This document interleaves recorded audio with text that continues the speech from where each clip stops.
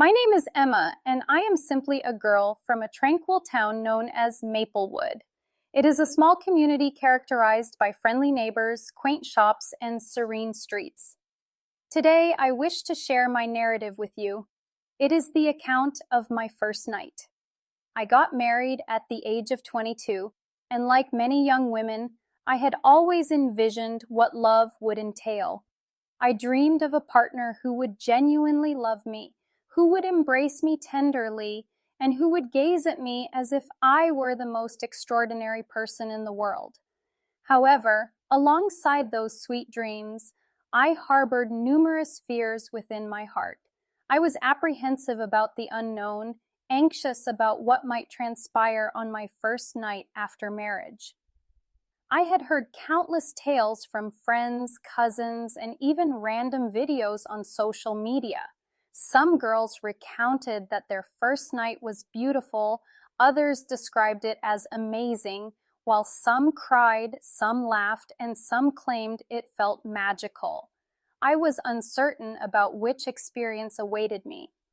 The wedding day was filled with joy and a whirlwind of emotions. Everything unfolded so rapidly. People were laughing, taking photographs, embracing us, and bestowing their blessings. Then came the moment I had always dreaded, leaving my parents' home. My eyes brimmed with tears, and my heart felt heavy as we arrived at my husband's house, my new home. His family greeted me with warmth and kindness. Everyone smiled and endeavored to make me feel at ease. Yet internally, I was anxious, extremely anxious. My hands were cold, my lips parched, and although my face wore a smile, deep down, I was trembling. My heart pounded like a loud drum.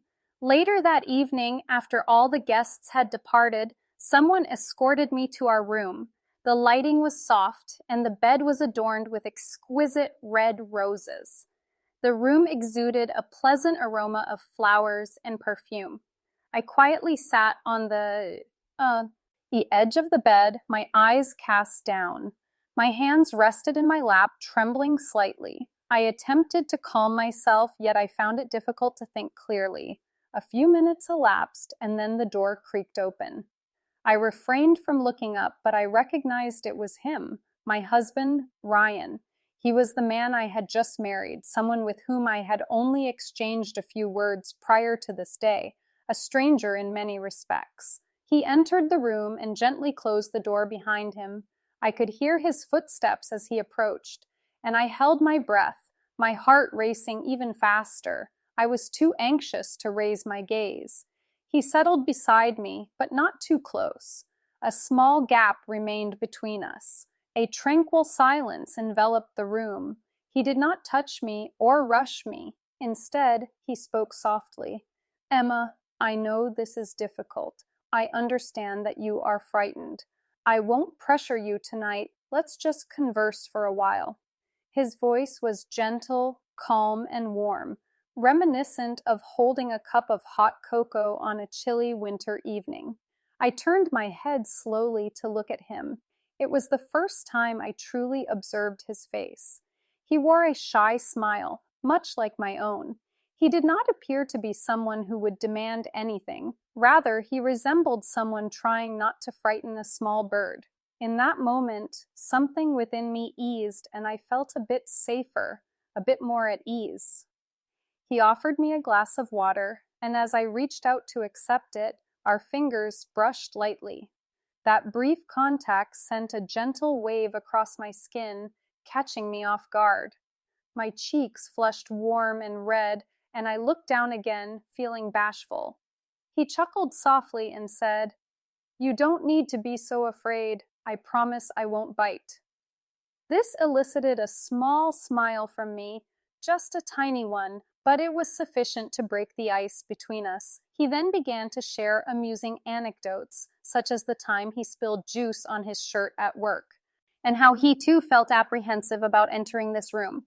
This revelation surprised me. I had always assumed that only women experienced nerves on their wedding night, yet here he was displaying honesty that began to dissolve my fear. After a brief moment, he paused, gazing into my eyes, and inquired, Emma, may I hold your hand? I nodded slowly. He tenderly grasped my hand, his touch warm, strong, and gentle, not rough or forceful, but reassuring. He held my hand as if it were something precious, something fragile, as if I were valuable. My heart began to race again, but this time it was not out of fear. It was a soft, sweet, new sensation. His thumb glided slowly over the back of my hand. That small, gentle gesture felt incredibly personal, remarkably special. I sensed every breath becoming a little deeper, and each second began to feel more tangible. Then he leaned in slightly closer and whispered, I won't do anything unless you feel ready. You should feel safe, not scared. Suddenly, tears welled up in my eyes, and I was unsure why.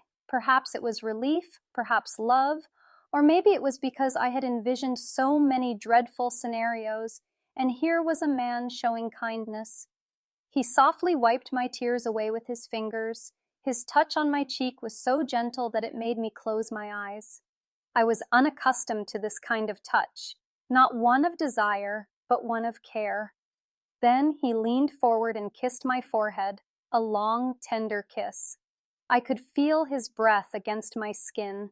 That kiss was not about my body, but rather for my heart, my soul. He whispered, We have our entire lives ahead of us, Emma. Let tonight mark the beginning of love, not pressure. That night, we lay side by side, without haste, without fear, just closeness. He held me in his arms, my head resting on his chest where I could hear his heart beating, strong, steady, safe. He kissed my hair softly and ran his fingers lightly over my arm, his touch radiate. Warmth, not passion. I felt seen, loved, and understood. Then, gradually, he moved closer and kissed me gently. Although it was somewhat awkward, it felt appropriate. I refrained from stopping him because I had faith in him. I felt prepared. We were unaware of how to achieve perfection, yet we were genuine, honest individuals. That evening was not solely about being husband and wife. It marked the commencement of a journey characterized by respect, love, and kindness.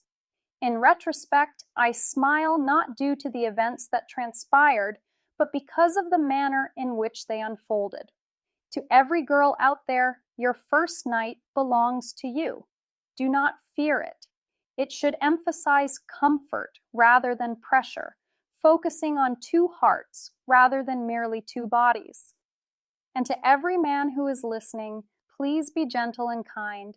Ensure she feels safe and acknowledged. This is where true love begins. If this narrative resonated with you, feel free to like, comment, and share. Let us always associate love with kindness,